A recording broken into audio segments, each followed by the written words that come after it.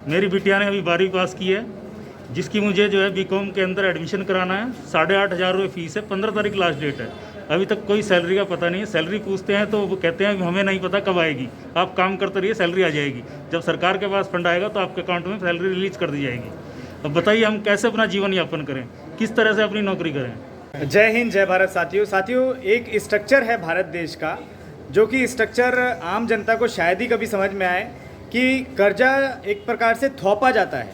एक तो व्यक्ति होता है जो खुद से कर्जा लेता है, और दूसरी चीज़ ये होती है कि परिस्थिति ऐसी बना दी जाती है कि व्यक्ति जानबूझ करके व्यक्ति कर्जा लेने को मजबूर कर दिया जाए।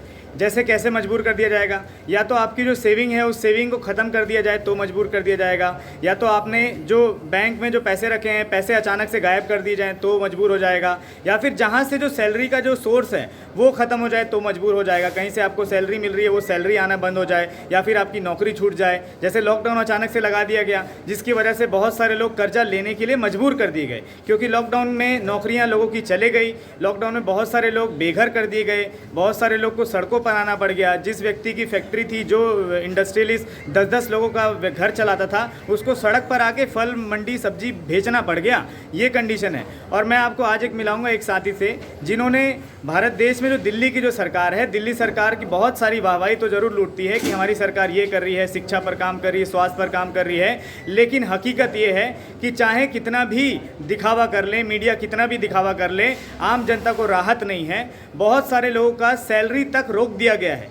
एमसीडी की भी ये रिपोर्ट है कि एमसीडी से भी बहुत सारे लोगों को निकाल दिया गया है। ये भी रिपोर्ट है कि बहुत सारे लोगों की सैलरी को 2 महीने, 3 महीने, 4 महीने तक रोक दिया गया है। सोचिए इस स्थिति को कि व्यक्ति के यदि 3 महीने सैलरी ना आए तो वो कहाँ से कमाएगा, कैसे खाएगा, कैसे उस इंस्टीट्यूट में जाएगा जहाँ पर उसकी नौकरी लगी हुई है। मान लीजिए आपकी नौकरी 10 किलोमीटर यदि दूर है और वहाँ से 1 महीने की सैलरी नहीं मिली, तो आप दूसरे महीने जाएंगे कैसे? यदि दूसरे महीने भी नहीं मिली, तीसरे महीने आप कैसे जाएंगे और अपना घर कैसे चला पाएंगे? तो ये कंडीशन जानबूझ करके सेट की गई है ताकि आम जनता कर्ज के दलदल में फंसती चली जाए और इसके बारे में एक दूसरे को ना बता पाए। यदि आपको पता होगा कि सरकारी कर्मचारी कोई होता है तो सरकारी कर्मचारी अपने चीज़ों के बारे में बता नहीं सकता, सरकार के खिलाफ बोल नहीं सकता, लेकिन सच में कंडीशन ये है, हालत इतनी ख़राब है कि सरकारी कर्मचारियों के भी पेमेंट को रोक दिया गया है। और रोकने के बाद कंडीशन ये है कि ना तो, जैसा बोला जाता है ना कि कर्जा ऐसी बीमारी है कि कहा भी ना जाए और सहा भी ना जाए, तो नौकरी को इस तरीके से कर दिया गया है कि वो लोग किसी को बता भी नहीं सकते कि उनका पैसा नहीं मिल रहा है, 3 महीने की सैलरी रोक दी गई है,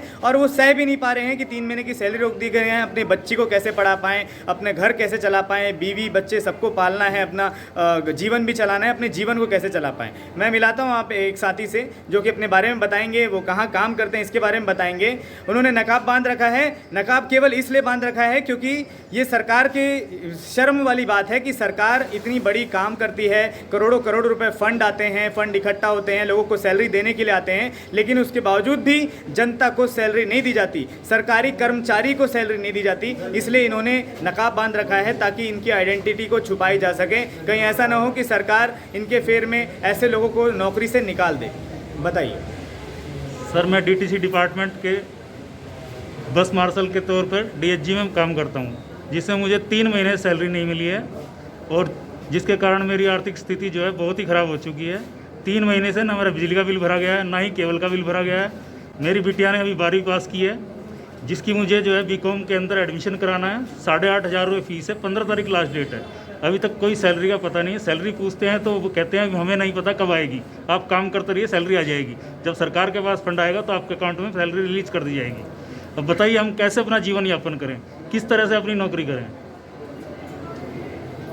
तो देखा साथियों, सैलरी ही नहीं मिल रही है और फंड आता है सरकार की तरफ से। जब फंड आता होगा, मुझे ऐसा लगता है कि जब फंड आता होगा तो इनके जो इंचार्ज हैं या बड़े बड़े जो लोग हैं, इनका जो हेड ऑफ द डिपार्टमेंट है जो सैलरी को रिलीज़ करता है, उनके पास फंड तो आ जाता होगा। उनके पास जब फंड आ जाता है तो करोड़ों करोड़ों का फंड आता है, और जब करोड़ों का फंड आएगा और वो फंड को बैंक में रखा जाएगा तो इंटरेस्ट बैंक देगी ना। तो जिस व्यक्ति के पास करोड़ों का फंड आ गया उसने इंटरेस्ट कमा लिया और कर्मचारियों को बेघर करके छोड़ दिया गया। और यही स्थिति, ऐसा नहीं है कि ये दिल्ली की ही स्थिति है, ये स्थिति पूरे भारत देश में निर्मित की गई है और ये सरकारों के द्वारा जानबूझ करके निर्मित करी गई है। तो सरकार इस बात को समझ ले कि जो आम जनता है वो मूर्ख नहीं है। मीडिया में जो चलाया जा रहा है हिंदू मुसलमान शमशान कब्रिस्तान भारत पाकिस्तान, केवल वही मुद्दा नहीं है, आम जनता के मुद्दे को भी सॉल्व करना है। और यदि आप मुद्दा सॉल्व नहीं कर सकते तो जितने भी नेता हैं वो इस बात को समझ जाएं। इनमें से बहुत सारे लोग ऐसे बनेंगे जो राजनीति भी करेंगे। हम में से बहुत सारे साथी राजनीति कर रहे हैं और ऐसी ही राजनीति होनी चाहिए। यदि नहीं आती तो हमसे सीख लो, आम जनता से भी सीखा जा सकता है कि आम जनता के दुख दर्द कैसे होते हैं, कैसे उसको बाहर किया जा सकता है। साथियों, ये साथी थे जिन्होंने कर्जा मुक्ति के लिए फॉर्म भी भरा था। इनका डाटा वित्त मंत्रालय केंद्र सरकार के पास भी गया हुआ है। इनकी आर्थिक स्थिति के बारे में सरकार को सचेत कर दिया गया है और सरकार ने जैसे बड़े बड़े उद्योगपति को राहत दी है, जैसे अडानी अंबानी का करोड़ों करोड़ रुपए का माफ़ कर दिया जाता है कर्जा, 12,770 करोड़ रुपए का कर्जा माफ़ कर दिया गया है। जैसे अडानी का लोन अंडर राइट बोल के, वेव ऑफ बोल के, राइट ऑफ बोल के, चाहे जिस तरीके से भी माफ़ किया जाए, इन सभी नागरिकों का भी कर्जा माफ़ किया जाए। इसीलिए ये सभी प्रयास कर रहे हैं। हमारे साथ और भी साथी हैं, मैं आपको दिखाना चाहूँगा कि हमारे साथ कितने साथी ऐसे जुड़े हैं जो सच में कर्जे से परेशान हैं, जो सच में कर्ज के दलदल में फंसे हुए हैं और चाहते हैं कि सरकार जैसे उद्योगपतियों के लिए राहत देती है वैसे ही आम जनता को भी राहत दी जाए। आंगनबाड़ी के भी पैसे नहीं आ रहे हैं। आंगनबाड़ी दीदी आप बोलोगे, आंगनबाड़ी के पैसे नहीं आए? नकाब बांधो, आप भी बोलो, आप भी बोलो। मैं और भी साथियों से मिलाता हूँ, बता रहे हैं कि आंगनबाड़ी के भी पैसे नहीं आए। तो ये स्थिति है। सरकार ये कहती है कि उनके पास फंड आ रहा है, सरकार ये कहती है कि टैक्स से बहुत कलेक्शन हो रहा है, जीएसटी का बहुत कलेक्शन हो रहा है, इनकम टैक्स का बहुत कलेक्शन हो रहा है। तो ये जो कलेक्शन का जो पैसा है वो जा कहाँ रहा है, जब जो सरकारी नौकर है, जो सरकारी कर्मचारी हैं, सरकारी कर्मचारी को ही पैसा नहीं दिया जा रहा है। तो ये आखिर पैसा जा कहाँ रहा है? क्या उन नेताओं के जेब में जा रहा है या करोड़ों करोड़ों की प्रॉपर्टी बनाने में जा रहा है, या फिर स्विस बैंकों में जो काला धन जो रखा हुआ था उसको बढ़ाने में जा रहा है? इसके बारे में भी सरकार को जानकारी देनी चाहिए। आइए दीदी बताइए क्या समस्या है आपकी? मैंने आंगनबाड़ी के पैसे नहीं आ रहे हैं, 5-6 महीने हो गए जब से पैसे नहीं आ रहे। इतनी परेशानी, हर सोचते हैं कि हर महीने आएंगे, हर महीने सोचते हैं, बस अभी आए हैं 4,000 रुपये बस, और कुछ नहीं आया। और आपकी सैलरी कितनी है? 7,500 है, हेल्पर हूँ मैं। 7,500 रुपये सैलरी है आपकी जी। और 4,000 रुपये दिया गया है? अभी आया। और 3 कितने महीने से? 3 महीने से आया है, 3-4 महीने हो गए, अभी तक पैसे नहीं आए। 3-4 महीने हो गए। हाँ। यानी कि 7 चौक 28 और यानी कि लगभग 30,000 रुपये, 30,000 रुपये इनका आना चाहिए था 4 महीने में, आया है केवल 4,500 रुपये। तो ये बताइए कि ऐसी कंडीशन में क्या कोई नेता रहेगा?